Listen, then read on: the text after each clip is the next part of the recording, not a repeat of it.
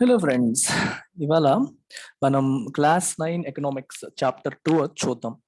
So ఇది చూసే ముందు ఒకసారి ఈ మన కోర్స్ ఎన్సిఆర్టీ ఫౌండేషన్ కోర్స్ ఎలా ఫంక్షన్ అవుతుంది అనేది ఒకసారి మీకు చూపిస్తాను. Just take a look at it. So ఇక్కడ మీరు లాగిన్ అయిపోతారు. లాగిన్ అయిన తర్వాత you will see something called my courses here. ఇక్కడ మై కోర్సెస్ పైన క్లిక్ చేస్తే మీకు అసైన్ అయిన కోర్సెస్ అనేవి కనిపిస్తాయి. So when you click on the course ఇలా క్లిక్ అయింది అనుకోండి, మీకు లెఫ్ట్ సైడ్ చూస్తే మీకు మొత్తం ఎంటైర్ యూపీఎస్సి ఎన్సిఆర్టీ ఫౌండేషన్ అంతా కూడా కనిపిస్తుంది మీకు. ఫర్ ఎగ్జాంపుల్ ఇక్కడ క్లాస్ 6 హిస్టరీలో ఇది చూడండి, ఫస్ట్ చాప్టర్ పీడిఎఫ్. ఇది పీడిఎఫ్ మీరు ఎన్సిఆర్టీ వెబ్సైట్ నుంచి డౌన్లోడ్ చేసుకొని పెట్టిందే. ఇది చక్కగా మీరు పీడిఎఫ్ చదవచ్చు. And then you have video. So same class video మీరు ఇక్కడ చూడొచ్చు. ఇది చూస్తే మీరు యూ కెన్ ఆల్వేస్ ఫార్వర్డ్ చేసుకోవచ్చు, బ్యాక్వర్డ్ చేయొచ్చు, అండ్ స్పీడ్ పెంచుకోవచ్చు. సో 0.25 నుంచి 2x వరకు స్పీడ్స్ ఉన్నాయి. అలాగే క్వాలిటీ కూడా మీరు చేంజ్ చేసుకోవచ్చు, లో, medium, high, depending upon your internet availability. మీరు ఇవన్నీ కూడా చేయొచ్చు. సిమిలర్గా మీరు పీడిఎఫ్ చదివి వీడియో చూసిన తర్వాత if you want to test your knowledge you can take the quiz. ఇమీడియట్గా మీకు క్విజ్ ఆప్షన్ వస్తుంది. Can click on the quiz. ఇమీడియట్గా మీరు క్విజ్ తీసుకోవచ్చు. సో క్వశ్చన్స్ అన్ని ఇలాగా అప్డేట్ చేసుకోవచ్చు. So once everything is done, మీకు ఇమీడియట్గా it shows questions along with explanations. మీకు ఎక్స్ప్లెనేషన్స్ కూడా కనిపిస్తాయి. మీరు చూస్తే ఇక్కడ you can see explanations here. తప్పు పెట్టారా, కరెక్ట్ పెట్టారా, ఎక్స్ప్లెనేషన్ ఏంటని. సో ఎప్పటికప్పుడు అయిపోతుంది అనమాట. ఇలా మీరు ఒక చాప్టర్ చదవడం, దెన్ వీడియో చూడడం, దెన్ తర్వాత ఇమీడియట్గా క్విజ్ రాసేయడం. So you will move on to next chapter. అలా వెళ్ళిపోతుంది. So beautiful course. So those who are interested can take it right now. ఎందుకంటే fees Independence Day special offer నడుస్తుంది ప్రస్తుతానికి. కాబట్టి మీరు ఇప్పుడు తీసుకుంటే మీకు ఉపయోగపడుతుంది, లేదంటే ఫీజు అనేది పెరుగుతుంది. సో ఇవాళ as I'm speaking it is 14th August. So రేపటి వరకు మీకు 10,000 ఫీజుకే లభిస్తుంది. అండ్ ఫ్రమ్ 16th August ఇది 15,000కి మారిపోతుంది. So who ever is interested can purchase now. Right, డైరెక్ట్గా వెబ్సైట్లోనే మీరు పర్చేస్ చేసి లాగిన్ అయితే ఆటోమేటిక్గా మీకు మై కోర్సెస్లో అది యాడ్ అయిపోతుంది అనమాట. So let's look at one more thing. So there is something called this public forum wherein you can ask your doubts. ఇందులో మీరు డౌట్స్ కూడా అడగొచ్చు, and other students can also see it. ఒక student అడిగే డౌట్ని ఇంకో స్టూడెంట్ కూడా answer చేయొచ్చు. సో ఈ ఆప్షన్ కూడా మీకు ఉంది. మీరు ఇక్కడ కూడా చూస్తే లెట్స్ సే ఇక్కడ వీడియోలో కింద చూడండి, you have this comment option. So video కింద మీరు కామెంట్ పెట్టొచ్చు. మీరు ఏ డౌట్ ఉన్నా ఇక్కడ పోస్ట్ చేయొచ్చు. And any other student can also come and answer this. Faculty when ever they get time they can also come and answer. It's like a forum, anybody can interact here. So doubt clearance కూడా ఈ రకంగా, so it's recorded video కాబట్టి మీకు ఈ రకంగా doubt clearance కూడా అయిపోతుంది అనమాట. So let me go back to this. So chapter 2 of class 9 economy, మనకి టైటిల్ ఏంటంటే ఇది పీపుల్ యాజ్ రిసోర్స్. చాప్టర్ 1లో మనం చూసాం రిసోర్సెస్ అనేవి రకరకాల రిసోర్సెస్ ఉంటాయి. అందులో పీపుల్ కూడా ఒకటి. హ్యూమన్ క్యాపిటల్, ఫిజికల్ క్యాపిటల్ అని చూసాం. మనకి ఫిజికల్ క్యాపిటల్ అంటే చూడండి, ల్యాండ్ ఉంది, ల్యాండ్ ఈజ్ ఫిజికల్. అలాగే మనకి వాటర్ ఉంది, ఇవన్నీ కూడా ఫిజికల్ క్యాపిటల్ కిందకి వస్తాయి. మెషినరీ ఉంది, వాటర్ అనేది మనకి ఫ్రీగా దొరుకుతుంది అనుకోండి. Land, machinery, equipment, all these are physical capital. And people is human capital. People as resource అని చెప్పి రాశారు. What is the meaning of resource? Resource అంటే అర్థం ఏంటి? తెలుగులో వనరులు అంటాం. రిసోర్స్ అంటే అర్థం ఏంటంటే anything that can be used to function effectively.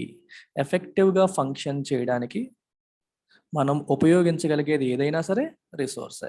మీరు ల్యాండ్ ఉపయోగించి అక్కడ ఒక బిల్డింగ్ కట్టారనుకోండి, ల్యాండ్ ఒక రిసోర్స్. ఆ ల్యాండ్ మనం ఉపయోగించగలిగాం.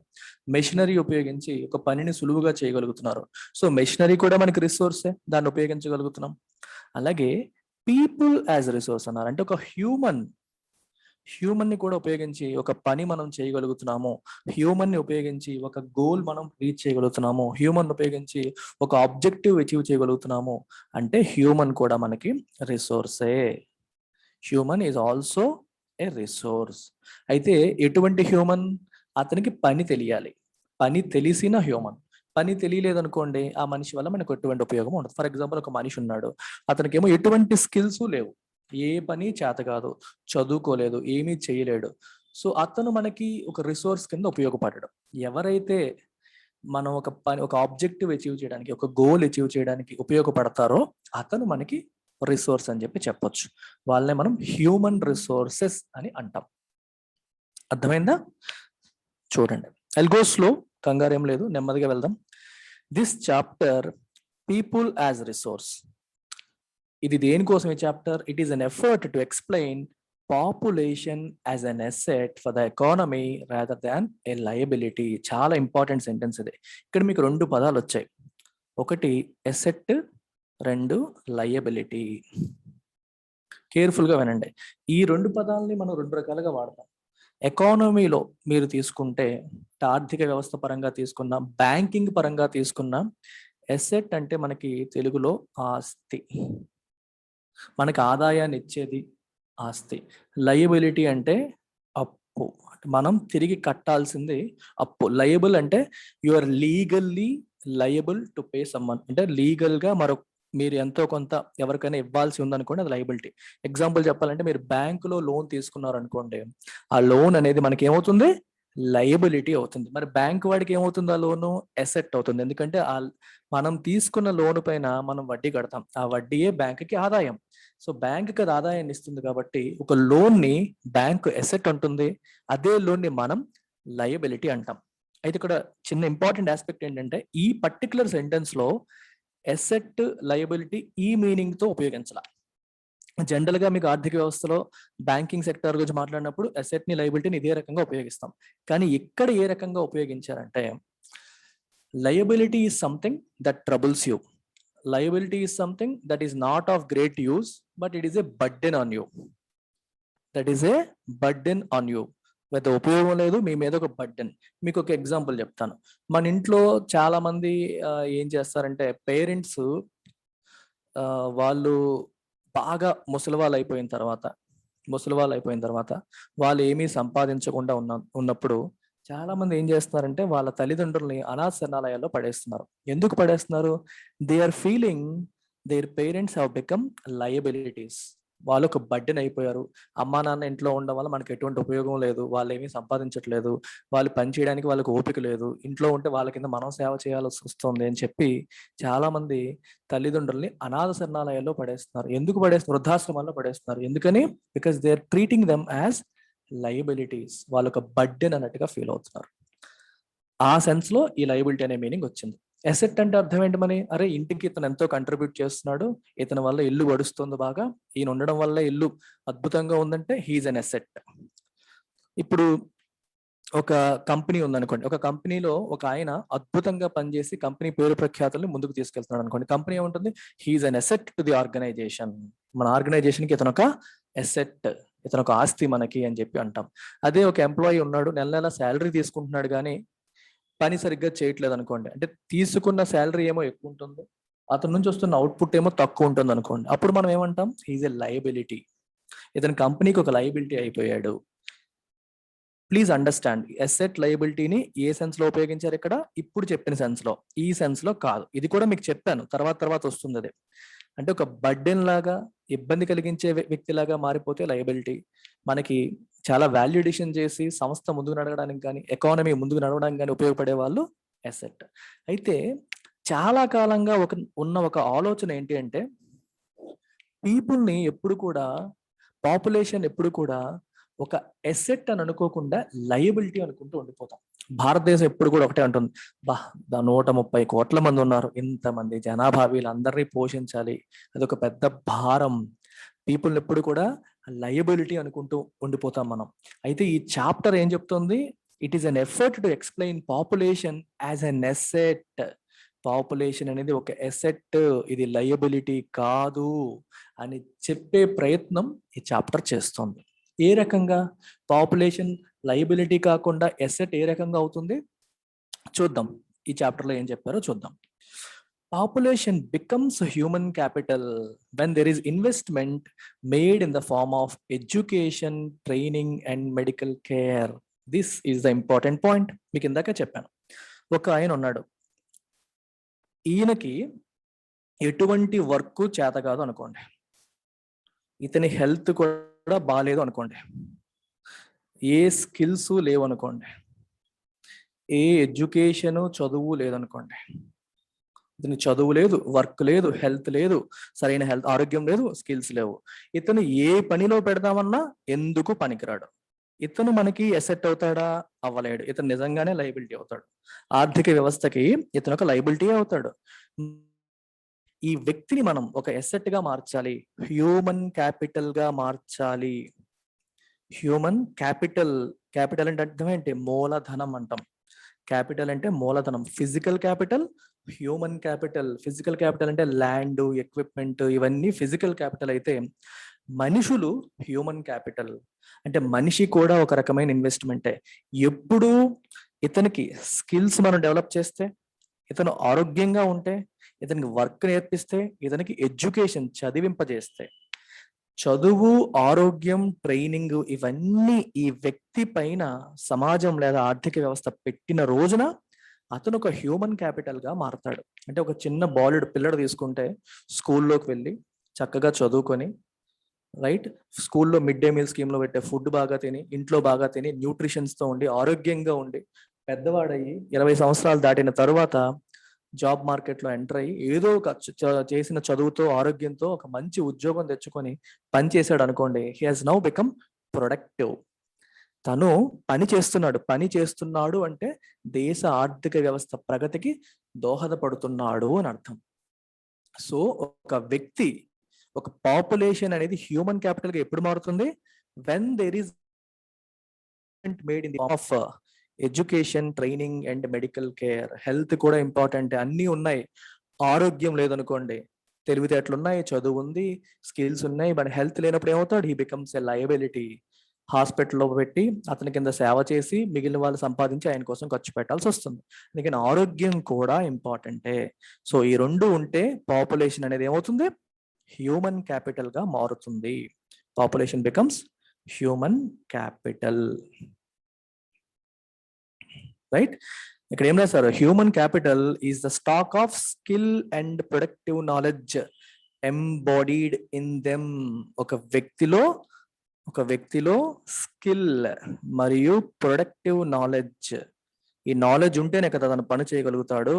ప్రొడక్టివ్ నాలెడ్జ్, ఈ నాలెడ్జ్ ఉంటేనే తను పని చేయగలుగుతాడు. పని చేయగలిగే నాలెడ్జ్ మరియు నేర్పు, స్కిల్ కూడా ఉన్నప్పుడు హీ బికమ్స్ హ్యూమన్ క్యాపిటల్. ఇది దీని అర్థం అనమాట. Just keep that in mind. Second paragraph లో ఏం చెప్పారో కూడా చూడండి. People as resource is a way of referring to countries working people.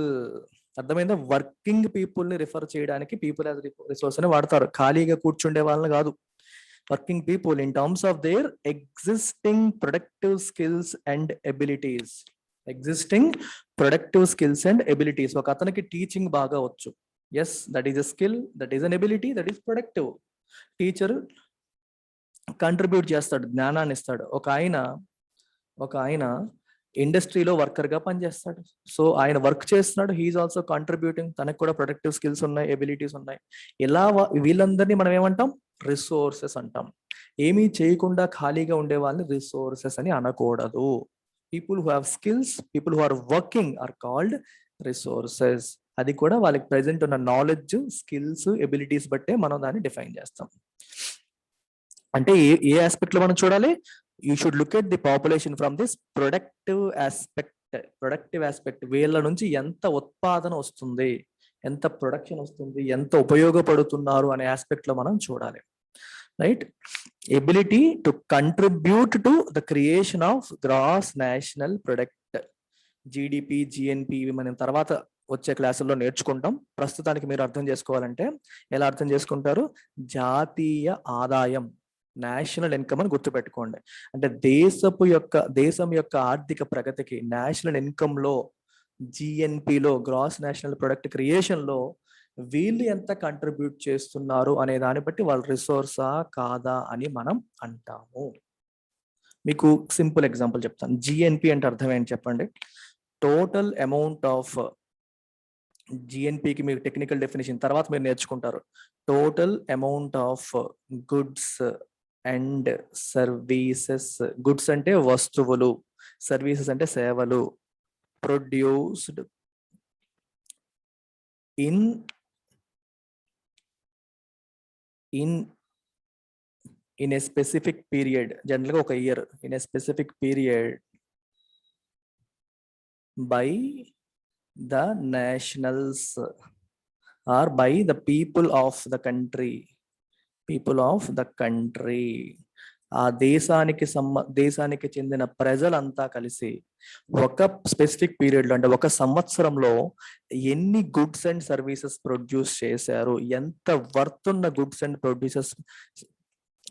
Services produce చేశారు అనేది ఆ దేశపు యొక్క జిఎన్పి, గ్రాస్ నేషనల్ ప్రొడక్ట్. జిఎన్పికి జీడిపికి డిఫరెన్స్ అని మళ్ళీ వస్తాయి మనకి, నేషనల్ ఇన్కమ్ అకౌంటింగ్ వస్తుంది, అందులో డీటెయిల్డ్ గా మాట్లాడదాం. ప్రస్తుతానికి జాతీయ ఆదాయం అని గుర్తుపెట్టుకోండి. అంటే ఎంత వీళ్ళు కాంట్రిబ్యూట్ చేస్తున్నారు. మీరు ఒక అతను కార్ కంపెనీలో పనిచేస్తున్నాడు అనుకోండి. కార్ కంపెనీ ఏం చేస్తుంది? కార్ ప్రొడ్యూస్ చేస్తుంది. కార్ ఈజ్ ఎ గుడ్, ఒక వస్తువు ప్రొడ్యూస్ చేస్తుంది కాబట్టి ఇతను జిఎన్పికి కంట్రిబ్యూట్ చేసినట్టే లెక్క. అర్థమైందా? ఒక ఆయన ఐటీ కంపెనీలో పనిచేస్తున్నాడు, IT services, it is services, సేవలు, దీంట్లో పనిచేస్తున్నాడు. He's also contributing to GNP. అర్థమైందా? సో గుడ్స్ ప్రొడ్యూస్ చేసేవి కానీ సర్వీసెస్ ప్రొడ్యూస్ చేసే ఆర్గనైజేషన్స్ లో పనిచేసే వాళ్ళందరూ కూడా హ్యూమన్ రిసోర్సెస్ కింద మనం కౌంట్ చేయాలి. రైట్? అదే this is the positive side of large population that is often overlooked.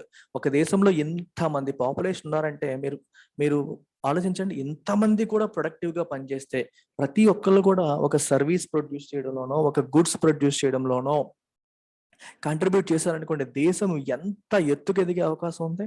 ఇది ఒక పాజిటివ్ సైడ్. దీన్ని జనరల్ గా అందరూ నెగ్లెక్ట్ చేస్తారు. మనం ఎప్పుడు కూడా నెగిటివ్ సైడే చూస్తూ ఉంటాం. ఏంటది?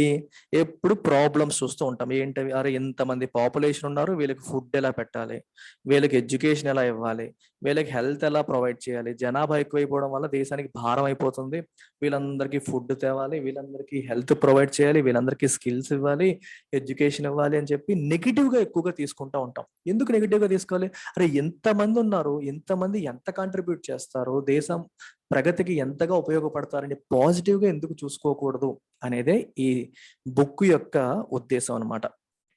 రైట్? మరి వ్యక్తి ఒక నార్మల్ హ్యూమన్ లేదా పాపులేషన్ అనేది రిసోర్స్ కింద, హ్యూమన్ రిసోర్స్ కింద, హ్యూమన్ క్యాపిటల్ కింద ఎలా మారుతారు? By becoming more educated and healthy. ఆరోగ్యము మరియు విద్య, ఈ రెండు వస్తేనే వాళ్ళు హ్యూమన్ క్యాపిటల్ గా మారుతారు. దాన్ని మనం ఏమంటాం? Human capital formation. అంటే ఒక normal individual when he is given education and health, he becomes human capital. అంటే ప్రొడక్టివ్ అసెట్ కింద తను మారుతాడు.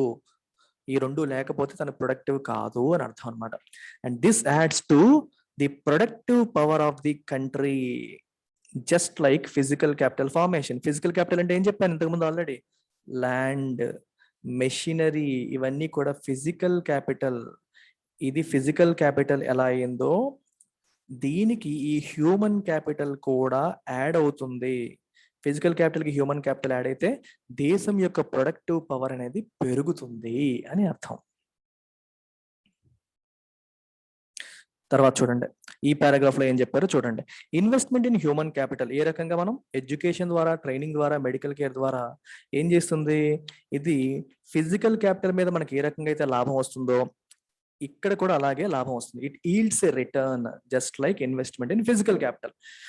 ల్యాండ్ పైన మరియు ఎక్విప్మెంట్ వాటి మీద మనం డబ్బు ఖర్చు పెడితే దానివల్ల ఏ రకంగా మనకు ఉపయోగం ఉంటుందో హ్యూమన్స్ పైన ఖర్చు పెట్టినా సరే అదే రకంగా ఉపయోగపడుతుంది.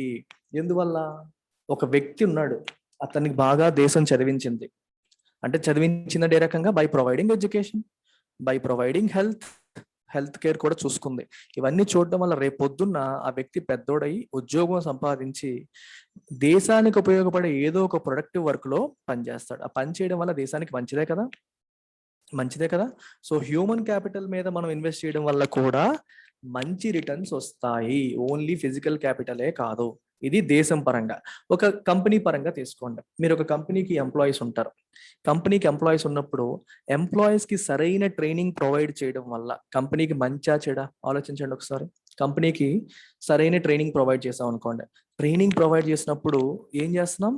హ్యూమన్ క్యాపిటల్ పైన మీరు ఇన్వెస్ట్ చేస్తున్నట్టే కదా, హ్యూమన్స్ మీద ఇన్వెస్ట్ చేస్తున్నట్టు. ఎందుకంటే ట్రైనింగ్ అనేది మీకు కాస్ట్లీ అఫైర్. ట్రైనర్ని తీసుకురావాలి, వీళ్ళని కూర్చోబెట్టాలి, ట్రైనింగ్ ఇవ్వాలి. ట్రైనింగ్ ప్రొవైడ్ చేయడం వల్ల వీళ్ళ స్కిల్స్ అప్గ్రేడ్ అవుతాయి. నార్మల్గా పనిచేసే దానికంటే ఇంకా బెటర్గా పనిచేస్తారు. ఇంకా బెటర్గా పనిచేయడం వల్ల తక్కువ టైంలో ఎక్కువ అవుట్పుట్ వస్తుంది, లేదా సేమ్ టైంలో ఇంకా ఎక్కువ అవుట్పుట్ అనేది రావడం వల్ల కంపెనీకి కూడా బెనిఫిట్ అవుతుంది. మరి హ్యూమన్స్ పైన ఇన్వెస్ట్ చేసినందుకు మంచి జరిగినట్టే కదా.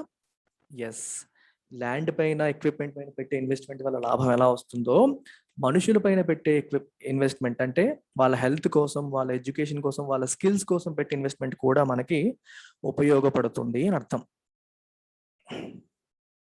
ఓకే, ఇది మనకి ఎలా కనిపిస్తుంది? Because of higher productivity of the more educated or the better trained persons. బాగా చదువుకున్న వాళ్ళు, ఎక్కువ ట్రైనింగ్ పొందిన వాళ్ళు ఎక్కువ ప్రొడక్టివ్ గా ఉంటారు. తక్కువ చదువుకున్నవాడు తక్కువ ప్రొడక్టివ్ గా ఉంటాడు, ఎక్కువ చదువుకున్నవాడు ఎక్కువ ప్రొడక్టివ్ గా ఉంటాడు. ప్రొడక్టివిటీ పెరిగిందంటే వాళ్ళు చేసే వాల్యూ ఎడిషన్, వాళ్ళు చేసే వర్క్ అనేది కూడా హై క్వాలిటీ వర్క్ వస్తుంది. అది దేశానికి ఉపయోగపడుతుంది. అలాగే హెల్దియర్ పీపుల్, అనారోగ్యంతో ఉన్న వాళ్ళతో కంపేర్ చేస్తే ఆరోగ్యంతో ఉన్న వాళ్ళు ఎక్కువ పని చేస్తారు. సో వాళ్ళ ప్రొడక్టివిటీ కూడా ఎక్కువ ఉంటుంది. ఇది ఇంపార్టెంట్ ఆస్పెక్ట్. మీరు ఒక్కసారి ఈ బొమ్మ కూడా చూడండి అండి. ఈ చిన్న చిన్నవి కూడా మీరు నేర్చుకోవడానికి ఉపయోగపడుతుంది. వీళ్ళిద్దరు కన్వర్జేషన్ సేమ్ థింగ్. మళ్ళీ ఈ అమ్మాయి ఉంటుంది, what is human resource? Is it like land are labour?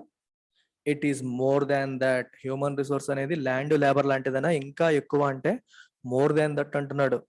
What is human capital? Is it like rupee, Paisa and dollar? Human capital అంటే రూపీ, పైసా, డాలర్ లాంటిదా? అమ్మాయి ఏముంటుంది, it is more than that.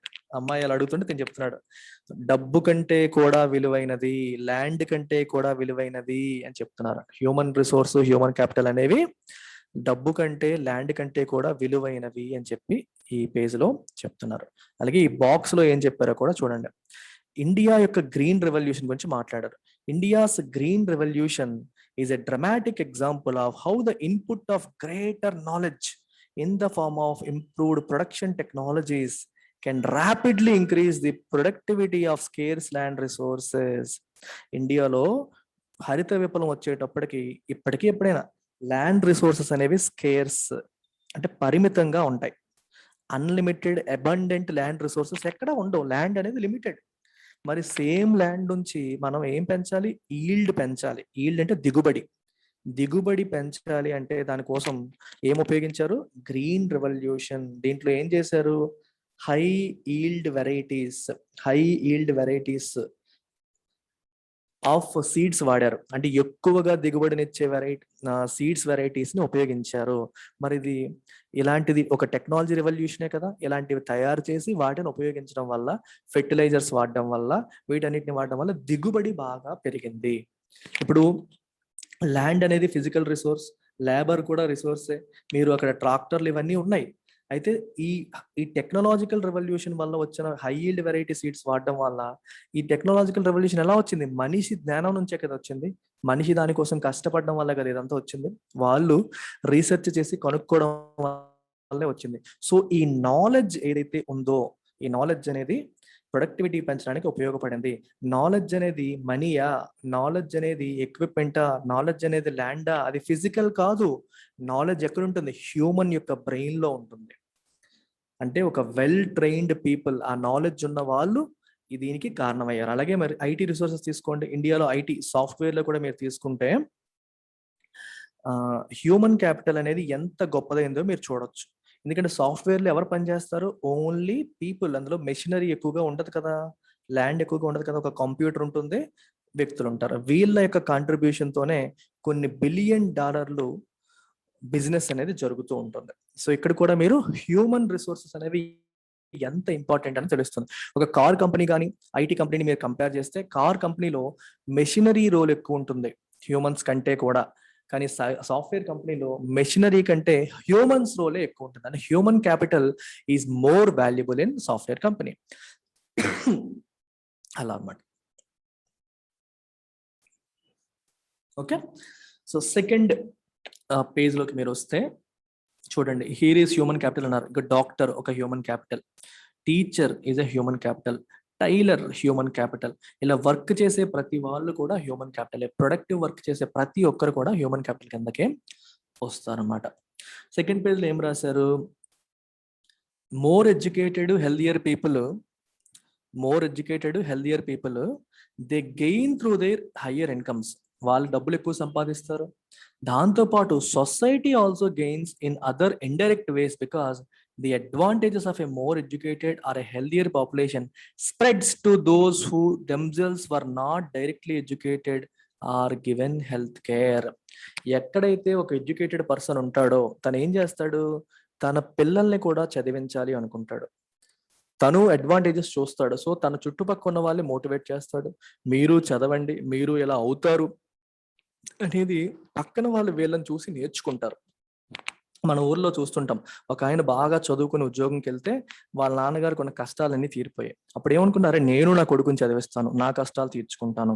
It spreads to other people. వీళ్ళు educated కాకపోయినా సరే వాళ్ళని చూసి వీళ్ళు నేర్చుకోవడం అనేది జరుగుతుంది.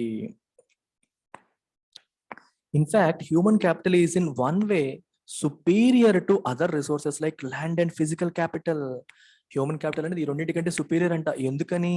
Because human resource can make use of land and capital. Land and capital cannot become useful on its own. అర్థమైందా? ఒక మనిషి ల్యాండ్ని క్యాపిటల్ని ఉపయోగించగలుగుతాడు ఎఫెక్టివ్గా, కానీ ల్యాండ్ తనంతట తాను ఉపయోగించేసుకుంటుందా? క్యాపిటల్ డబ్బులు ఉన్నాయి కానీ తనను తాను ఉపయోగించేసుకుంటుందా? ఉపయోగించుకోలేదు. ల్యాండ్ అలా వదిలేసి తన ప్రొడక్టివ్ అయిపోమంటే అయిపోతుందా? అవ్వదు. మనిషి ఉండాలి. అంటే ఇలాంటి ఫిజికల్ రిసోర్సెస్ని ఉపయోగించాలన్నా సరే మనకి ఏం కావాలి? హ్యూమన్ రిసోర్స్ అనేది మస్ట్. హ్యూమన్ రిసోర్స్ లేకుండా ఫిజికల్ రిసోర్స్ కూడా ఉపయోగపడదు. హ్యూమన్ క్యాపిటల్ లేకుండా ఫిజికల్ క్యాపిటల్ ఉపయోగపడదు తనంతట తానే. ఓకే, ఇండియాలో ఎప్పటి నుంచో వీళ్ళని లయబిలిటీ కింద భావించారు ఎసెట్ కంటే కాకుండా. కానీ లార్జ్ పాపులేషన్ అనేది బర్డెన్ అవ్వాల్సిన అవసరం లేదు. ఇది ఒక ప్రొడక్టివ్ ఎసెట్ గా మారొచ్చు. ఎప్పుడు? By investment in human capital. ఏ రకంగా? By spending resources on education and health for all and training of industrial and agricultural workers in the use of modern technology, scientific researches and others. మీకు ఒక best example చెప్తాను. China మీరు తీసుకుంటే, China has invested heavily. China population India population కంటే ఎక్కువ కదా. మరి China తన పాపులేషన్ని లయబిలిటీ అనుకోలే, ఎసెట్ అనుకుంది. ఏం చేసిందంటే చైనా ఇట్ ఇన్వెస్టెడ్ హెవీలీ, అంటే చాలా ఎక్కువ డబ్బు ఖర్చు పెట్టి వాళ్ళని ట్రైన్ చేసింది. దేంట్లో? డిఫరెంట్ ఇండస్ట్రియల్ స్కిల్స్ వాళ్ళకి నేర్పించింది. చాలా ఎక్కువగా ఖర్చు పెట్టింది. వాళ్ళ పాపులేషన్ అందరికీ కూడా డిఫరెంట్ ఇండస్ట్రీస్ లో అవసరమైన స్కిల్స్ ని నేర్పించింది China. It has trained so many of it's people. అందువల్ల ప్రపంచపు మ్యానుఫ్యాక్చరింగ్ హబ్ కింద చైనా మారిపోయింది ఈరోజు. అంటే ఏ ఇండస్ట్రీకి అవసరమైన స్కిల్ సెట్ ఉన్న పీపుల్ అయినా సరే చైనాలో దొరుకుతారు. దానివల్ల ప్రొడక్టివ్ అయ్యారు, దేశం యొక్క జీడిపి పెరిగింది. అలాగే ఇండియాలో కూడా మీరు పీపుల్ ఎడ్యుకేషన్ మీద, హెల్త్ మీద, ఇండస్ట్రియల్ స్కిల్స్ పైన గవర్నమెంట్ ఇన్వెస్ట్ చేస్తే పీపుల్ లయబిలిటీగా కాకుండా ఎసెట్స్ గా మారిపోతారు అని అర్థం. దీన్ని ఒక